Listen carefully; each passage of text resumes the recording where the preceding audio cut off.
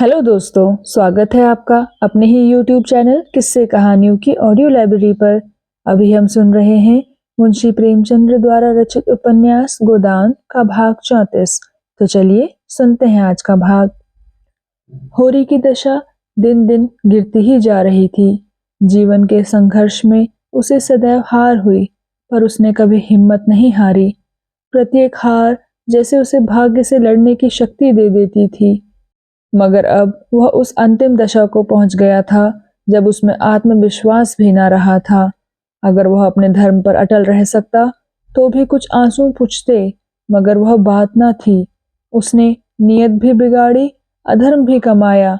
कोई ऐसी बुराई न थी जिसमें वह पड़ा ना हो, पर जीवन की कोई अभिलाषा ना पूरी हुई और भले दिन मृगतृष्णा की भांति दूर ही होते चले गए। यहाँ तक कि अब उसे धोखा भी न रह गया था। झूठी आशा की हरियाली और चमक भी अब नजर न आती थी।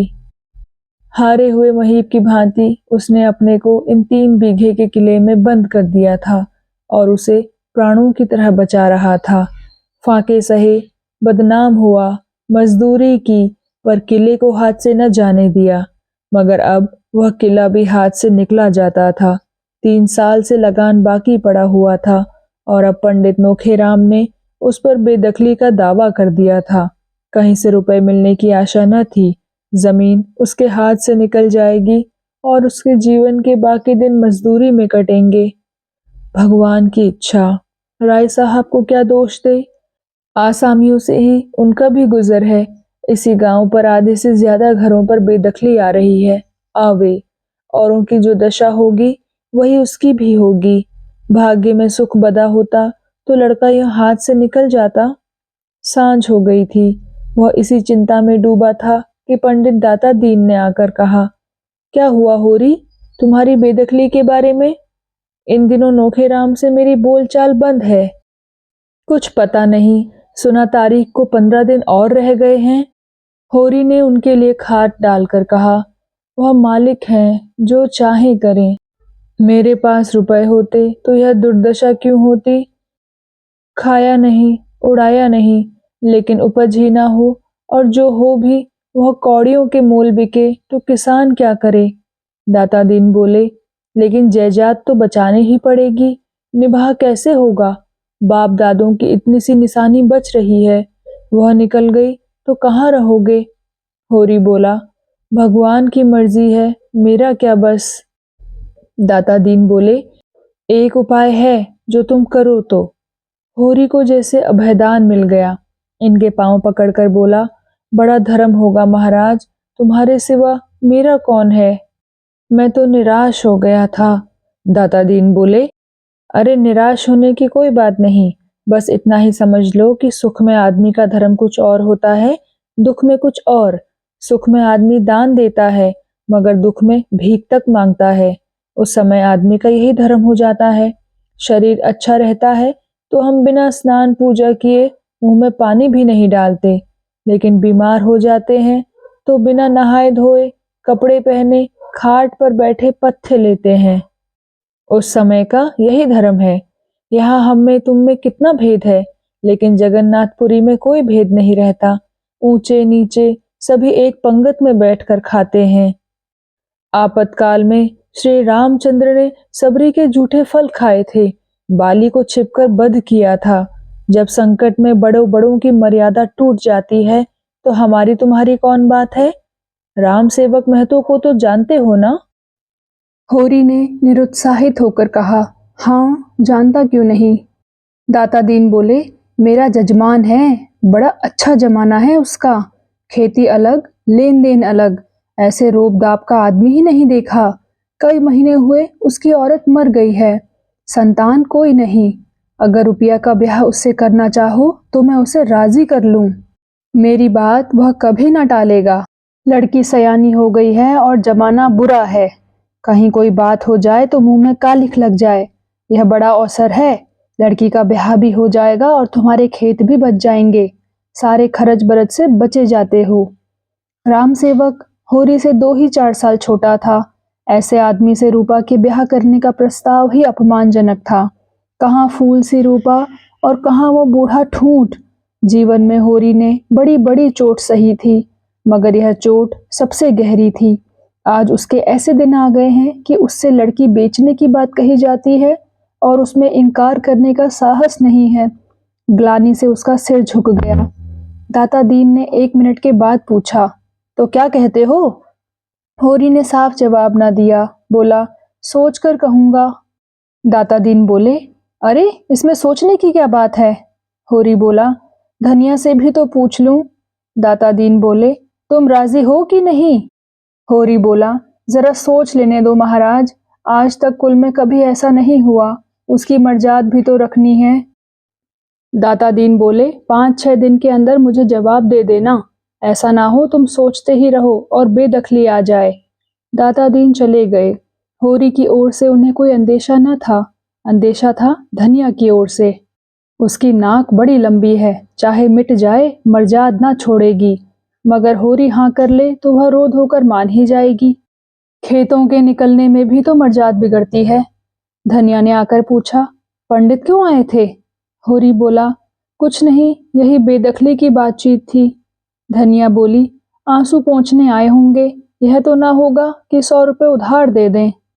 होरी बोला, मांगने का मुंह भी तो नहीं। धनिया बोली, तो यहाँ आते ही क्यों हैं? होरी बोला, रुपया की सगाई की बात थी। धनिया ने पूछा, किससे? होरी बोला, राम सेवक को जानती हो, उन्हीं से। धनिया बोली, मैंने उन्हें कब देखा? हाँ, नाम बहुत दिन से सुनती हूँ, वह तो बूढ़ा होगा। होरी बोला, बूढ़ा नहीं है, हाँ अधेड़ है। धनिया बोली, तुमने पंडित को फटकारा नहीं? मुझसे कहते तो ऐसा जवाब देती कि याद करते। होरी बोला, फटकारा नहीं, लेकिन इनकार कर दिया। कहते थे ब्याह भी बिना खर्च बरच के हो जाएगा और खेत भी बच जाएंगे। धनिया बोली, साफ साफ क्यों नहीं बोलते कि लड़की बेचने को कहते थे? कैसे इस बूढ़े का हियाव पड़ा? लेकिन होरी इस प्रश्न पर जितना ही विचार करता, उतना ही उसका दुराग्रह कम होता जाता था। कुल मर्यादा की लाज उसे कुछ कम न थी, लेकिन जिसे असाध्य रोग ने ग्रस लिया हो, वह खाद्य अखाद्य की परवाह कब करता है?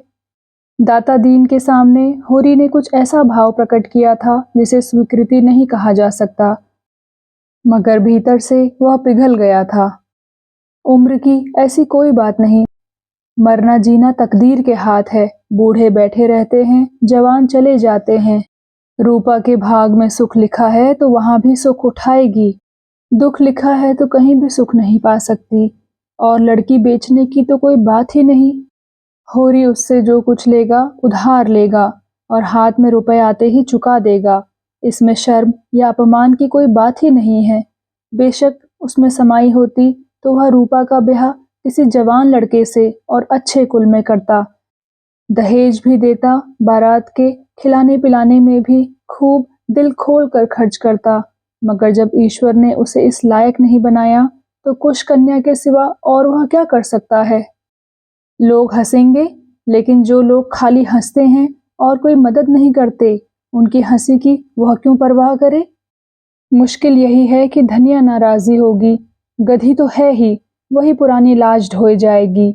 यह कुल प्रतिष्ठा के पालने का समय नहीं, अपनी जान बचाने का अवसर है। ऐसी ही बड़ी लाज वाली है तो लाए, 500 निकाले, कहाँ धरे हैं? 2 दिन गुजर गए और इस मामले पर उन लोगों में कोई बातचीत ना हुई। हाँ, दोनों सांकेतिक भाषा में बातें करते थे। धनिया कहती, वर कन्या जोड़े के हों तभी ब्याह का आनंद है। होरी जवाब देता, ब्याह आनंद का नाम नहीं है पगली, यह तो तपस्या है। धनिया कहती, चलो तपस्या है।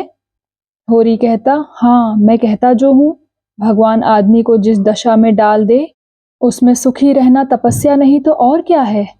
दूसरे दिन धनिया ने वैवाहिक आनंद का दूसरा पहलू सोच निकाला। घर में जब तक सास ससुर देवरानियां जिठानियां ना हो तो ससुराल का सुख ही क्या, कुछ दिन तो लड़की बहुरिया बनने का सुख पाए। होरी ने कहा, वह वैवाहिक जीवन का सुख नहीं दंड है। धनिया तिनक उठी, बोली, तुम्हारी बातें भी निराली होती हैं। अकेली बहू घर में कैसे रहेगी, ना कोई आगे ना कोई पीछे। होरी बोला, तू जब इस घर में आई तो एक नहीं 2-2 देवर थे, सास थी, ससुर था, तूने कौन सा सुख उठा लिया बता? धनिया बोली, क्या सभी घरों में ऐसे ही प्राणी होते हैं? होरी ने कहा, और नहीं तो क्या, आकाश की देवियां आ जाती हैं। अकेली बहू, उस पर हुकूमत करने वाला सारा घर, बेचारी किस किस को खुश करे? जिसका हुक्म न माने वही बैरी, सबसे भला अकेला। फिर भी बात यहीं तक रह गई, मगर धनिया का पल्ला हल्का होता जाता था। चौथे दिन राम सेवक महतो खुद आ पहुंचे। कला रास घोड़े पर सवार, साथ एक नाई और एक खिदमतगार, जैसे कोई बड़ा जमींदार हो। उम्र 40 से ऊपर थी, बाल खिचड़ी हो गए थे, पर चेहरे पर तेज था, देह गठी हुई। होरी उनके सामने बिल्कुल बूढ़ा लगता था, किसी मुकदमे की पैरवी करने जा रहे थे। यहाँ जरा दोपहरी काट लेना चाहते हैं, धूप कितनी तेज है और कितने जोरों की लू चल रही है। होरी सहुआइन की दुकान से गेहूं का आटा और घी लाया। पूरियां बनी, तीनों मेहमानों ने खाया। दाता दीन भी आशीर्वाद देने आ पहुंचे। बातें होने लगी। दाता दीन ने पूछा, कैसा मुकदमा है महतो? राम सेवक ने शान जमाते हुए कहा, मुकदमा तो एक न एक लगा ही रहता है महाराज। संसार में गऊ बनने से काम नहीं चलता। जितना दबो उतना ही लोग दबाते हैं। थाना, पुलिस, कचहरी, अदालत सब है हमारी रक्षा के लिए, लेकिन रक्षा कोई नहीं करता। चारों तरफ लूट है। जो गरीब है, बेकस है, उसकी गर्दन काटने के लिए सभी तैयार रहते हैं। भगवान न करे कोई बेईमानी करे, यह बड़ा पाप है। लेकिन अपने हक और न्याय के लिए ना लड़ना उससे भी बड़ा पाप है। तुम ही सोचो, आदमी कहाँ तक दबे। यहाँ तो जो किसान है वह सबका नरम चारा है। पटवारी को नजराना और दस्तूरी ना दे तो गांव में रहना मुश्किल। जमींदार के चपरासी और कारिंदों का पेट ना भरे तो निभाह ना हो। थानेदार और कांस्टेबल तो जैसे उसके दामाद हैं। जब उनका दौरा गांव में हो जाए, किसानों का धर्म है वह उनका आदर सत्कार करे, नजर जयाज दे, नहीं एक रिपोर्ट में गांव का गांव बंध जाए। कभी कानूनगो आते हैं, कभी तहसीलदार, कभी डिप्टी, कभी एजेंट, कभी कलेक्टर तो कभी कमिश्नर। किसान को उनके सामने हाथ बांधे हाजिर रहना चाहिए। उनके लिए रसद चारे, अंडे, मुर्गी, दूध, घी का इंतजाम करना चाहिए। तुम्हारे सिर भी तो वही बीत रही है महाराज। एक ना एक हाकिम रोज नए नए बढ़ते जाते हैं। एक डॉक्टर कुओं में दवाई डालने के लिए आने लगा है। एक दूसरा डॉक्टर कभी कभी आकर ढोरों को देखता है। लड़कों का इम्तिहान लेने वाला इंस्पेक्टर है। न जाने किस किस महकमे के अफसर हैं। नहर के अलग, जंगल के अलग, ताड़ी शराब के अलग, गांव सुधार के अलग, खेती विभाग के अलग। कहाँ तक गिनाऊं? पादड़ी आ जाता है तो उसे भी रसद देना पड़ता है। नहीं, शिकायत कर दे। और जो कहो कि इतने महकमों और इतने अफसरों से किसान का कुछ उपकार होता है तो नाम को नहीं। कभी जमींदार ने गांव पर हल पीछे 2-2 रुपए चंदा लगाया, किसी बड़े अफसर की दावत की थी, किसानों ने देने से इनकार कर दिया, बस उसने सारे गांव पर जाफा कर दिया। हाकिम भी जमींदार का ही पक्ष करते हैं। यह नहीं सोचते कि किसान भी आदमी है, उनके भी बाल बच्चे हैं, उनकी भी इज्जत आबरू है। और यह सब हमारे दब्बूपन का फल है। मैंने गांव भर में ढोंडी पिटवा दी कि कोई बेसी लगान ना दे, और खेत छोड़ो, हमको कोई कायल कर दे तो हम जाफा देने को तैयार हैं। लेकिन जो तुम चाहो कि बेमुंह के किसानों को पीस कर पी जाएं, तो यह ना होगा। गांव वालों ने मेरी बात मान ली और सबने जाफा देने से इनकार कर दिया। जमींदार ने देखा सारा गांव एक हो गया है तो लाचार हो गया। खेत बेदखल कर दे तो जोते कौन? इस जमाने में जब तक कड़े ना पड़ो कोई नहीं सुनता। बिना रोए तो बालक भी माँ से दूध नहीं पाता। राम सेवक तीसरे पहर चला गया और धनिया तथा होरी पर न मिटने वाला असर छोड़ गया। दाता दीन का मंत्र जाग गया। उन्होंने पूछा, अब क्या कहते हो? होरी ने धनिया की ओर इशारा करके कहा, इससे पूछो। दाता दीन बोले, हम तुम दोनों से पूछते हैं। धनिया बोली, उम्र तो ज्यादा है, लेकिन तुम लोगों की राय है तो मुझे भी मंजूर है। तकदीर में जो लिखा होगा वह तो आएगा ही, मगर आदमी अच्छा है। और होरी को तो राम सेवक पर विश्वास हो गया था, जो दुर्बलों को जीवट वाले आदमियों पर होता है। वह शेख चिल्ली के से मंसूबे बांधने लगा था। ऐसा आदमी उसका हाथ पकड़ ले तो बेड़ा पार है। विवाह का मुहूर्त तय हो गया। गोबर को भी बुलाना होगा।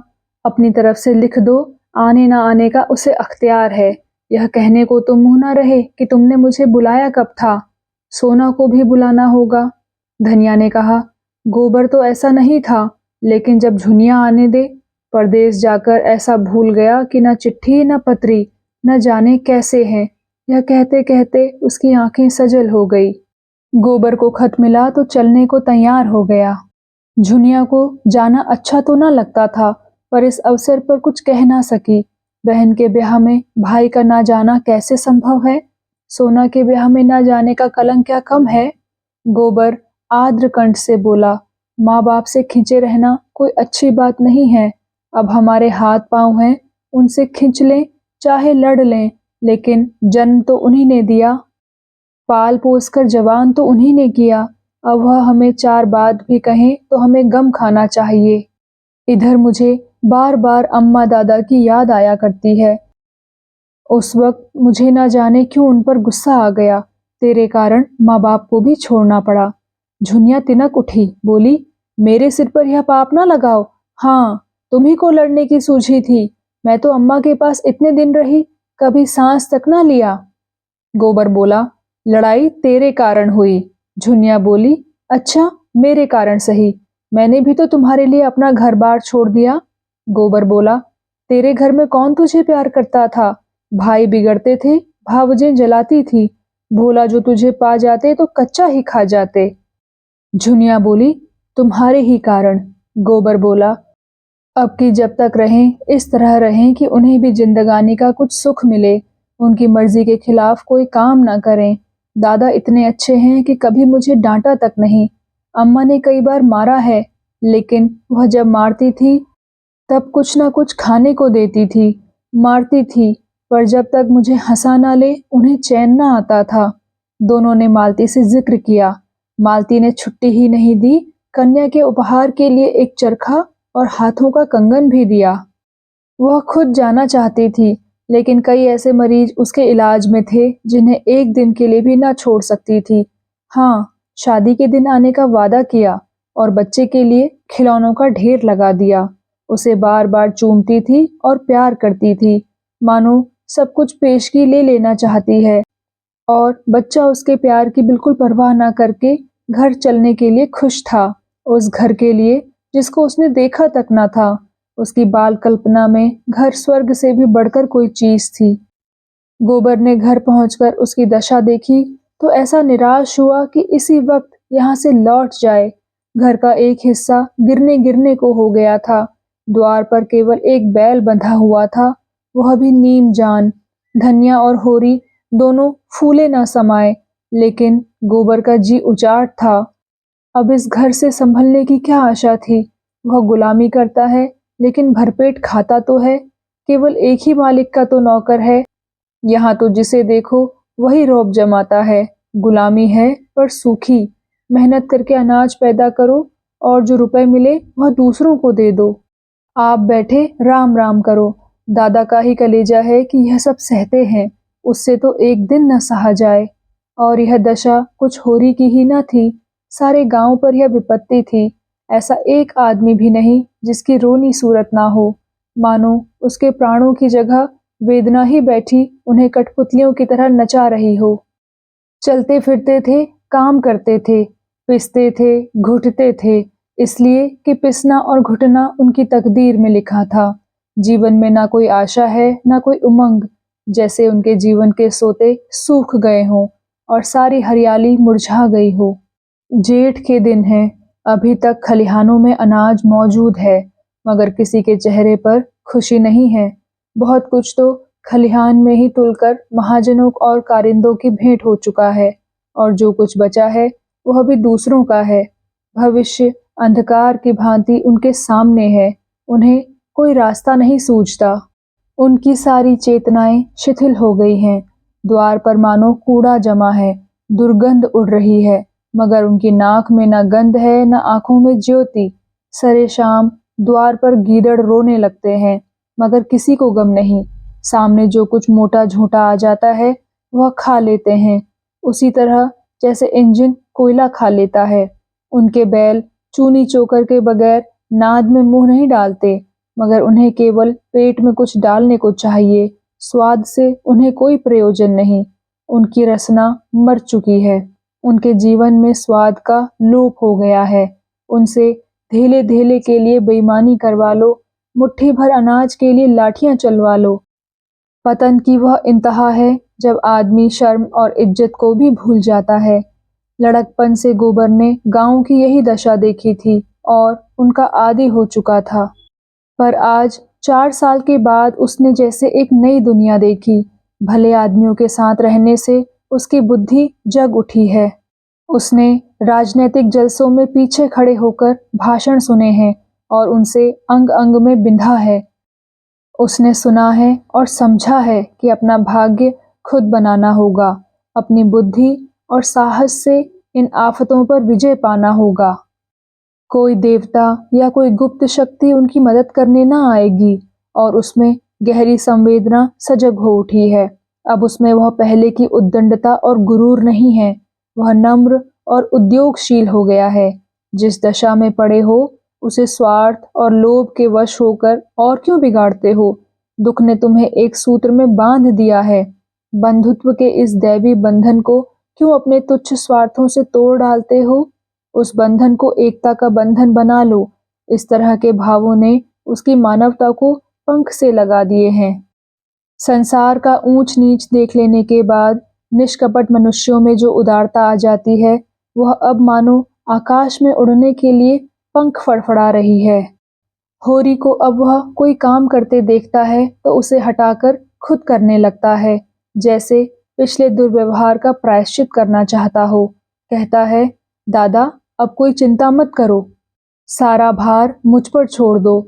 मैं अब हर महीने खर्च भेजूंगा। इतने दिन तो मरते खपते रहे, कुछ दिन तो आराम कर लो। मुझे धिक्कार है कि मेरे रहते तुम्हें इतना कष्ट उठाना पड़ा।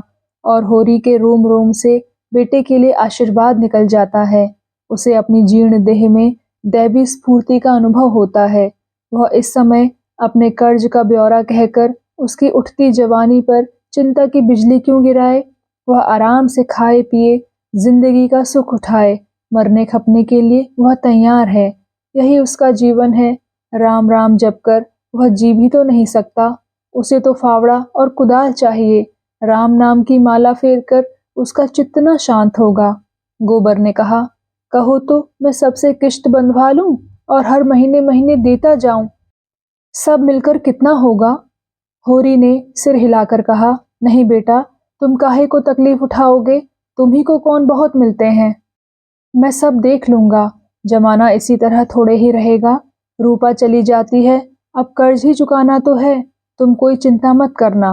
खाने पीने का संयम रखना। अभी देह बना लोगे तो सदा आराम से रहोगे। मेरी कौन, मुझे तो मरने खपने की आदत पड़ गई है।